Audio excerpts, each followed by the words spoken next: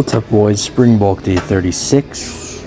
This is easily one of my shortest videos yet, and I gotta say, the only reason that it was this short is because for whatever reason my mic didn't turn on. So that is a little disappointing, but nonetheless, we start the day off by maxing out the calf raise with an extra plate on, and to be honest, I'm starting to dislike this machine a little bit, man. I mean, I can't get a full stretch on my calves like I want, but I mean, it's still pretty good. I mean, it's helped my calves overall, and they have grown since I have done those, like, measurably. So, very nice to have in the arsenal, although I'm not getting a full stretch.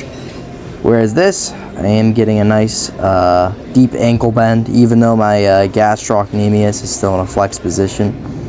We're still getting some nice ankle bend there, getting a big stretch in the soleus, which is, obviously what we're trying to target here, because there's two parts of the calf, the soleus and the gastrocnemius, and that's why I do these two exercises, especially to start off, because my calves only started growing once I started off with calves on leg day. Now we get hamstrings, and I kind of just go in order from my weakest muscle groups to my strongest. So calves are probably my worst, hamstrings are probably second worst. So we're maxing out the stack here as well. For whatever reason, bulking it's improved my strength a lot in a lot of my lifts, but I mean, on leg machines and chest machines, I'm way stronger in general. Whereas on back machines, I'm actually not that much stronger since I've started bulking, which is a little bit weird. But either way, still getting stronger, so I don't care. I mean, that has nothing to do with these hamstring curls, though. I mean, I just like seated hamstring curls because you get more stretch-mediated hypertrophy from these, which is pretty neat. I was able to do the full stack for every set, which is pretty cool. And on this set, I actually had way more rest beforehand, so I did a little bit better than the last set, which was weird. But, that's just kind of more emphasis on why rest is so important, Most people are not getting enough rest between their sets, and it's costing them their performance and hypertrophy in the long run, So, max stack here as well. There's not a machine that we've been on today that we haven't maxed out. Now, of course, on a plate-loaded lift, it's going to be much harder to max out depending on the leverages of the machine. Like the seated calf raise where your legs are bent. Of course, I'm not going to have, 5 plates on each side there like nobody does.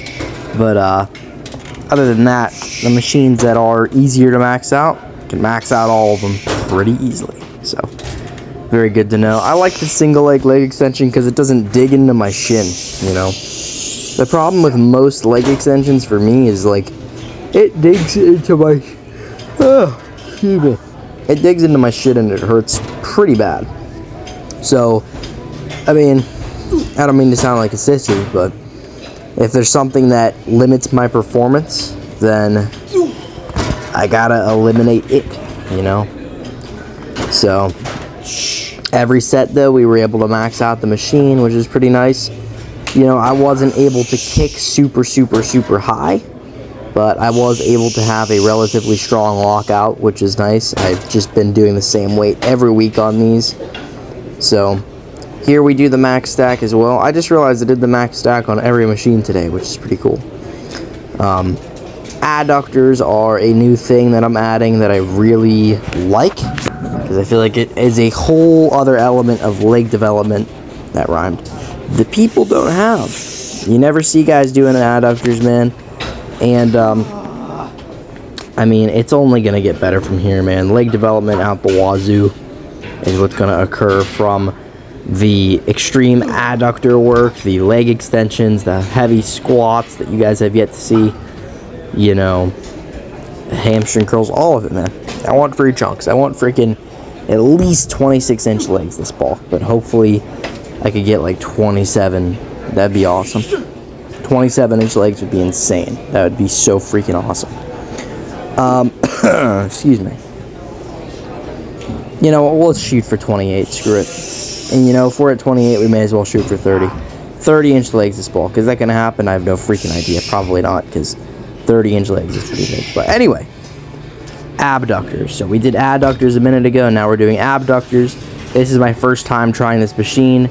Most people can max this out pretty easily, so I'm not trying to gloat about it, but I went as far as my hips could go, believe it or not. So my range of motion is not that big. I don't have a lot of mobility in that range, but either way, I was able to get a solid range of motion. Now we move on to hack squats. I was only able to do 5 plates today, which I was disappointed with. I was quite a bit weaker than normal, so normally I would do 5 plates and a 5 on each side. But that did not work, and usually I'd get more reps, but it is what it is. I get like 4 usually, but today I got 3 with 5 less pounds. Sorry, 10 less pounds. Then you guys see we're moving on to some posing here. Really enjoyed it today. Not really much else to say in that regard. I mean, the nice part about having a leg pump is it does kind of affect your whole body. Excuse me, I'm tired, guys.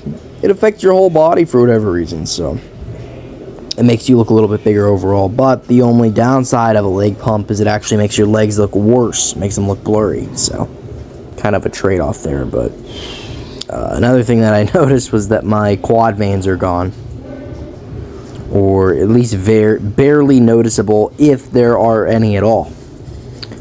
So I guess that's a new bulk milestone. But this lat spread was looking crazy today. I tried breathing in on my lat poses, and I feel like it made my lats look significantly larger. Now for that back double bicep and the rear relaxed, I was breathing out.